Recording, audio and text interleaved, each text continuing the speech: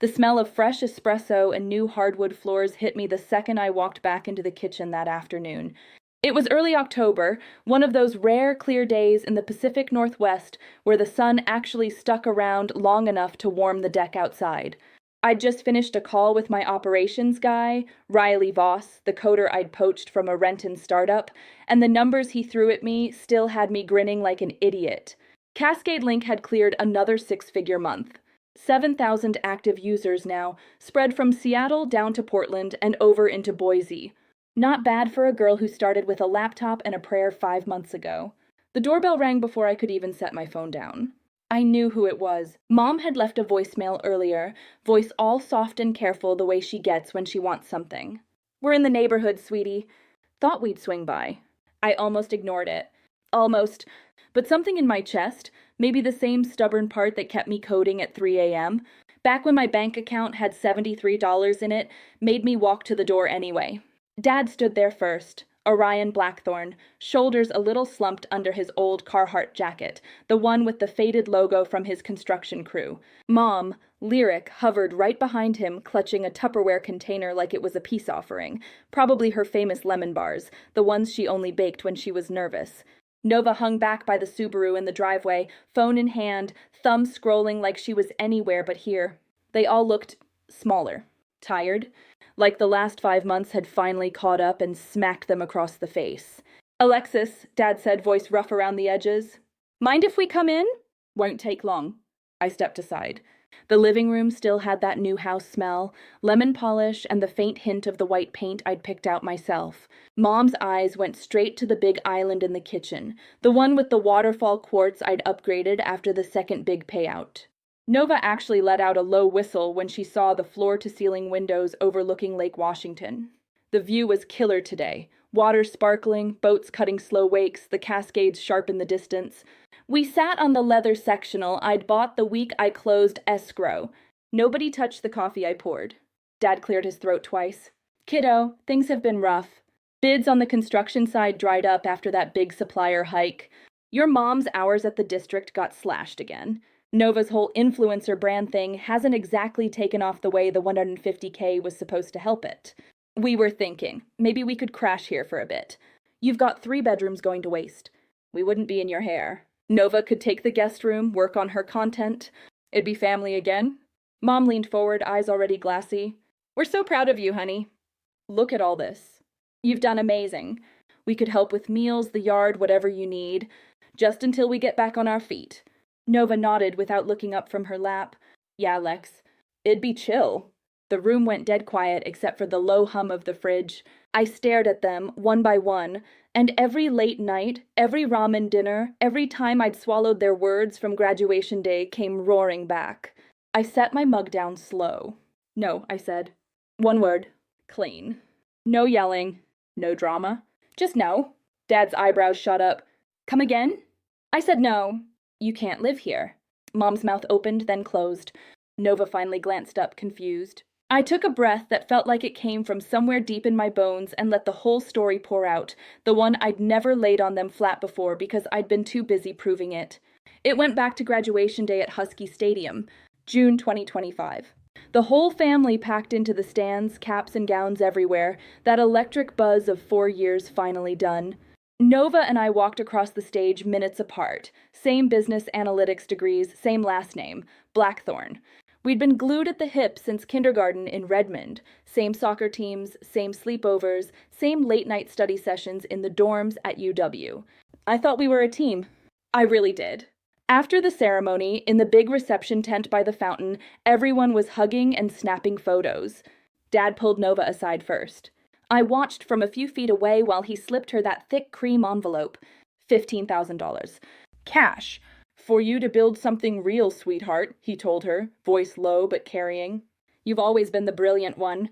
The one with the vision." Mom wrapped her arms around Nova right then, tears already spilling.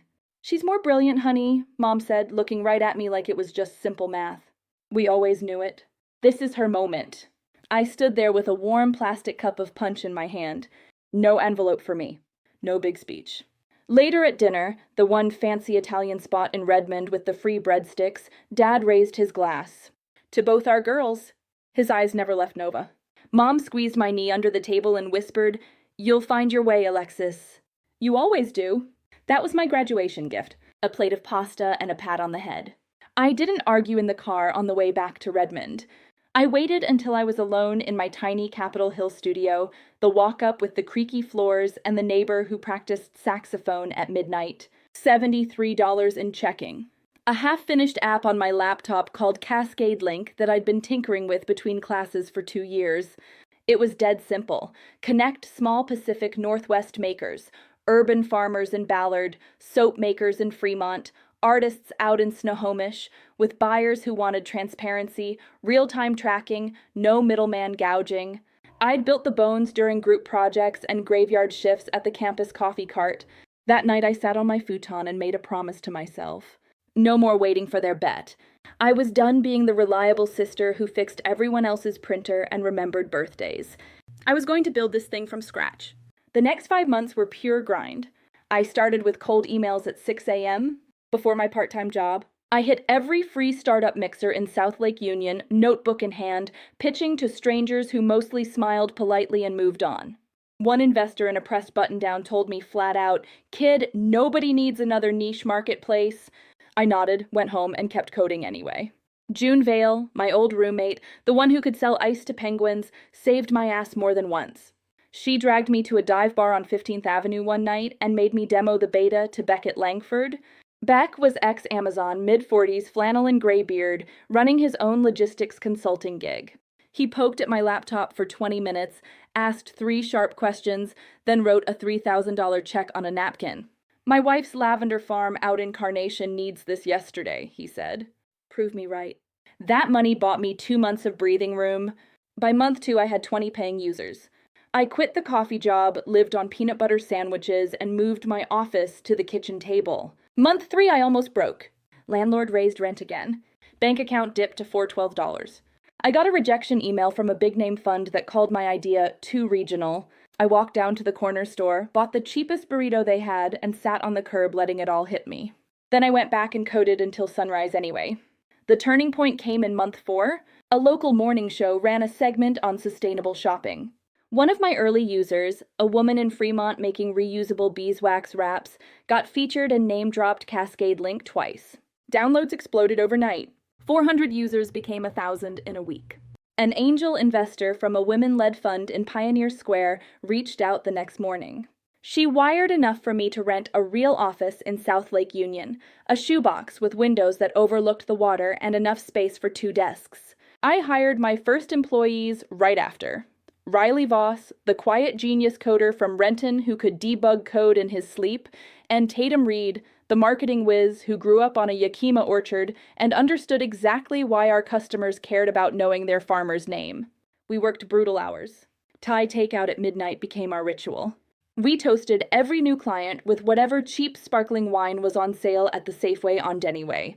By the end of month 5, the app had 7,000 users across Washington, Oregon, and Idaho. Revenue was climbing so fast, my accountant, a no-nonsense woman named Carla I found on a local business forum, kept sending me texts with exploding head emojis.